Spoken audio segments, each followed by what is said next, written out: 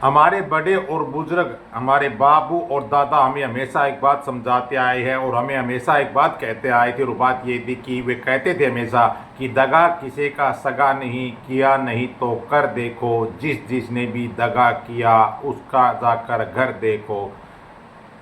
कौरव पांडव जुआ खेले, शकुनी पैसा फेंक रहा, दुर्योधन की दादागिरी नटवर लाल सब देख रहा। बिन अस्त्र के बिन शस्त्र के कौरव का सर्वनाश हुआ, दगा किसी का सगा नहीं, किया नहीं तो कर देखो।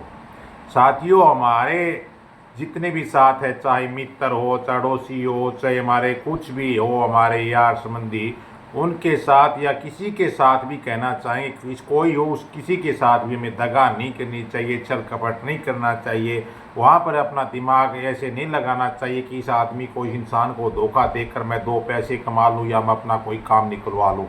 यानी कि दगा नहीं करना चाहिए, क्योंकि इतिहास गवाह है, इतिहास अभी जिंदा है कि जिसने भी दगा किया है वो धरती और सर्वनाश, उसका सर्वनाश हुआ है। और दगा करने वाले का आखिरी में जो रिजल्ट आता, आखिरी में जो उसके साथ बीतती है, वो बहुत ही दर्द और खौफनाक होती है। तो मेरा आपसे हाथ जोड़कर प्रार्थना है, किसी के साथ भी दगा नहीं और किसी के साथ भी चालाकी नहीं, दिल से काम कीजिएगा। अगर आपको किसी का काम करना है तो हाँ, अगर नहीं करना है तो ना।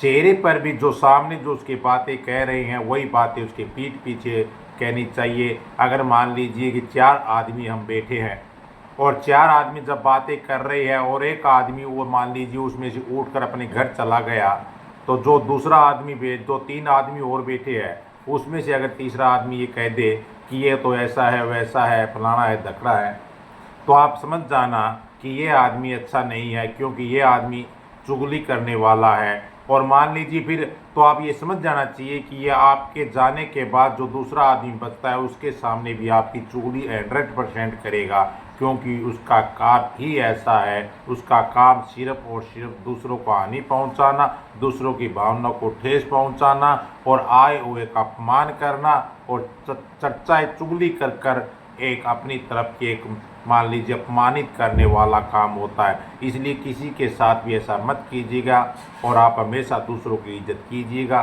तभी आपकी इज्जत बनेगी। नमस्ते।